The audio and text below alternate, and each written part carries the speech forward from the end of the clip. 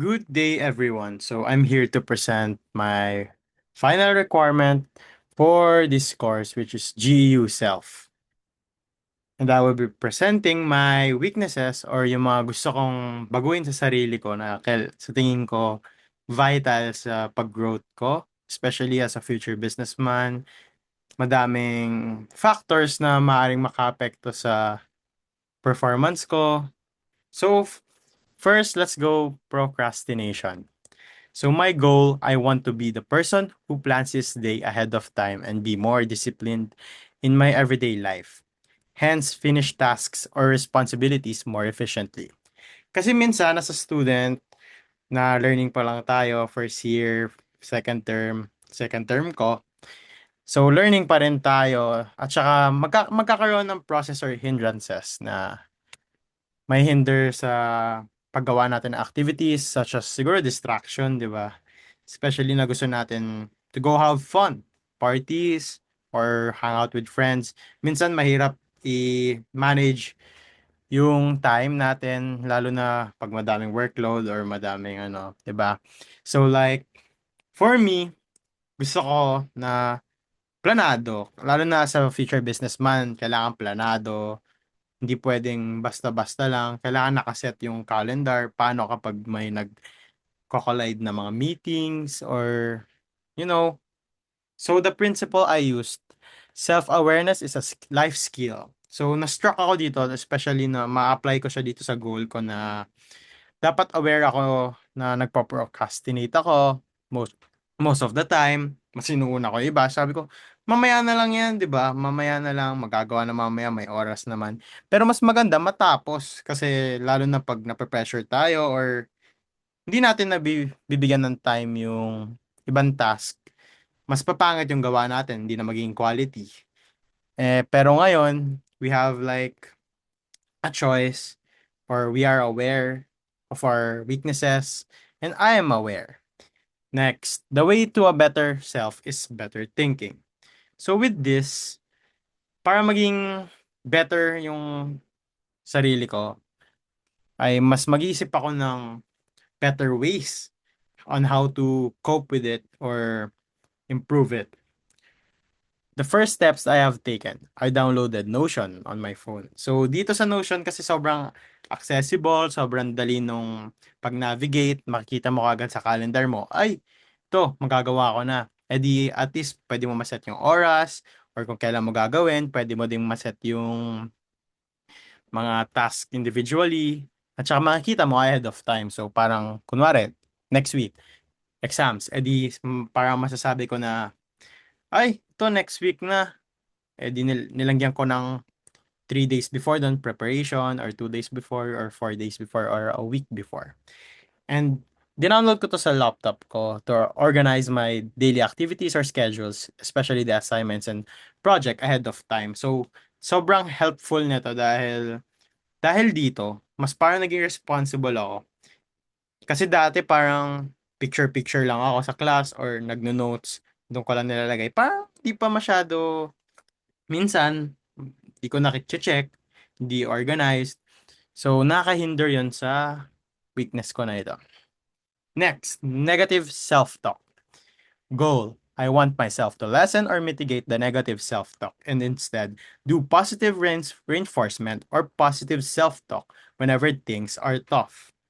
So dito, gusto ko din na hindi naman yung mawawala. Minsan, kakaroon talaga tayo, may limit din tayo, tao din tayo. Minsan sa negative self-talk, mapapaisip tayo na nafe-feed lalo yung negative thoughts natin or yung mga surrounding us mas nakakatulong mag-negative self-talk. Hindi sa sinusupport ko yun at dapat gawin but it should be mitigated.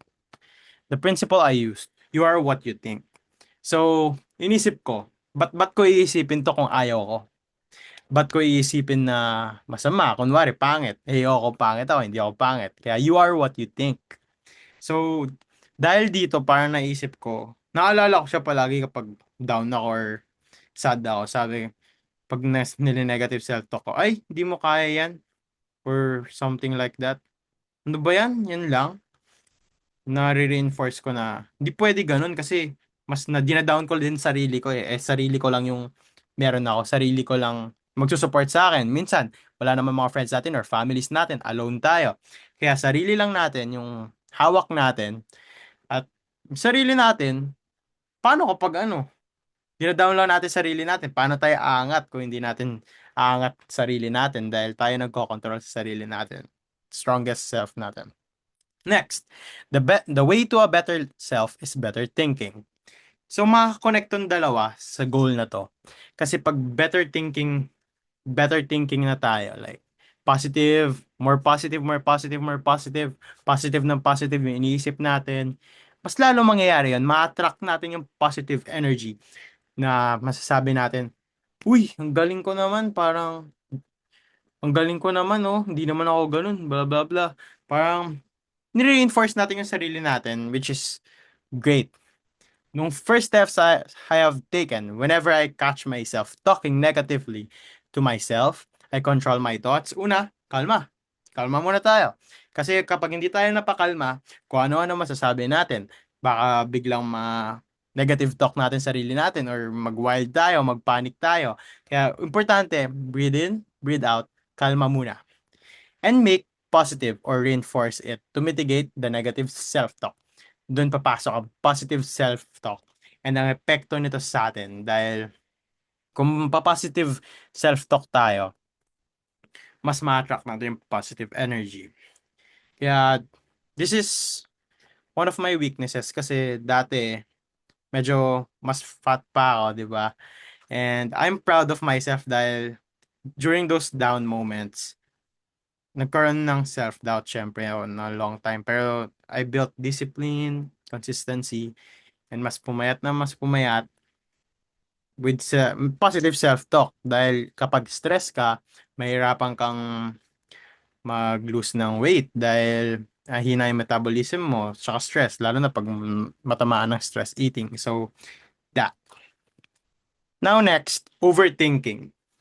Sino ba sa inyo dyan nag-overthink lalo na sa mga relationship or sa mga bagay na gagawin natin? Ay, wag natin to gawin. Bakit? Dahil baka mangyari to, baka mangyari yan, o baka yun. Yun yung overthinking. My goal, I want to lessen my overthinking about something and instead always think positive. Ano ba yung something na yan? Ano ba yung sinasabing something? Something na desire natin. Something na desire natin, yung mga gusto natin mangyari sa buhay.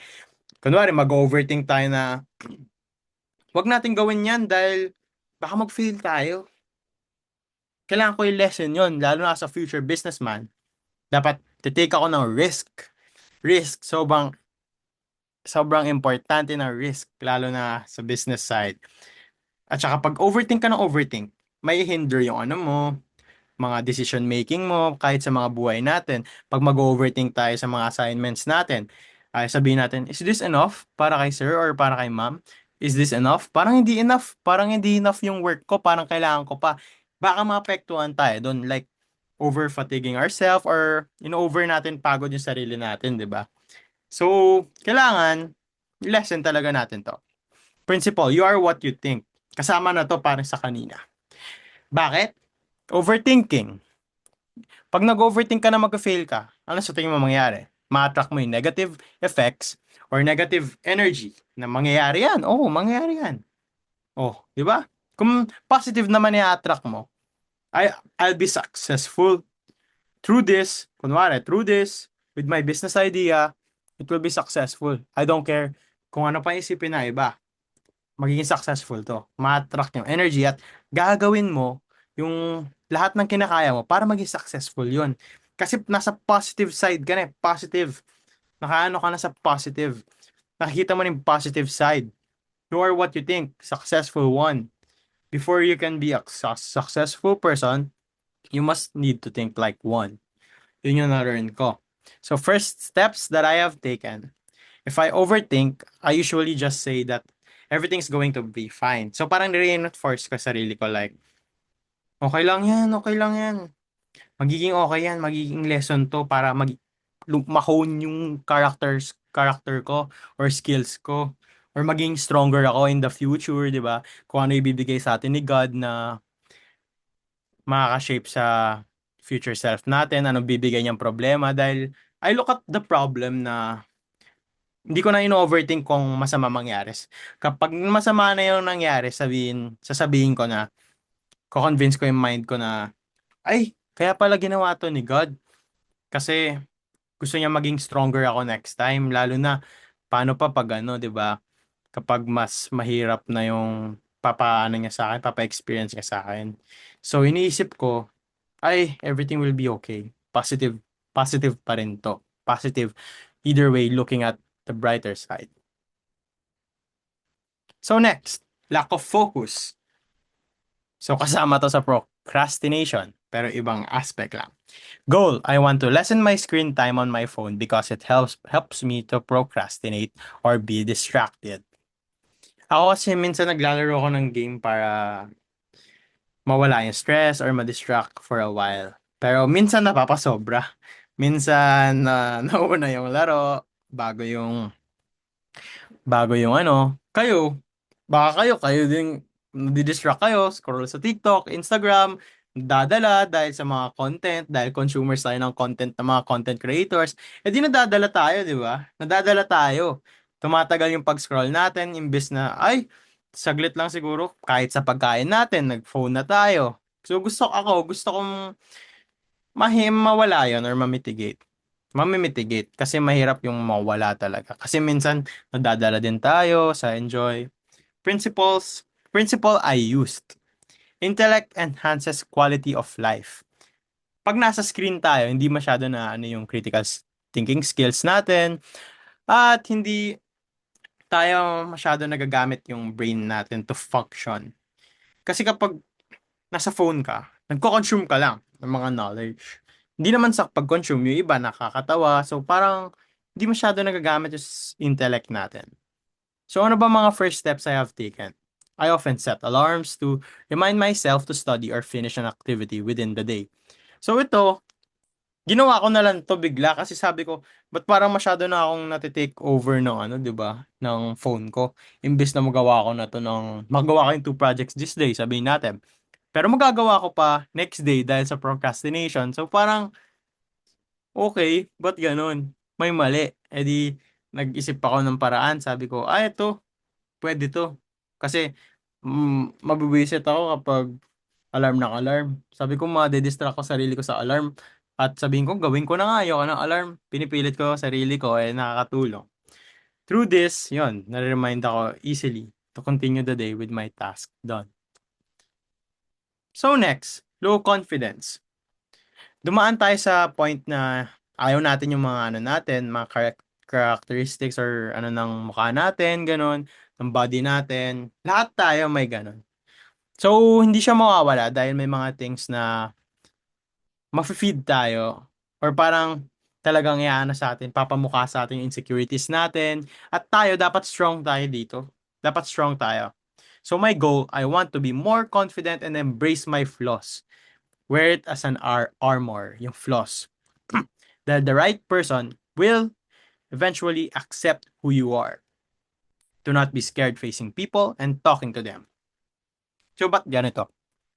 Minsan kasi, iniisip ko kapag haharap ako ng tao, haharapin kita. Minsan iniisip ko, judge ba niya ako? Baka judge niya ako sa looks ko kagad.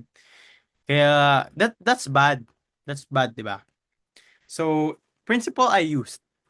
If you want to help a person, you tell them what they need to hear. If you want to help yourself, tell them what they want to hear. So kung anong pasok ko, gusto ko matulungan sarili ko. Feed ko ng ano, confidence.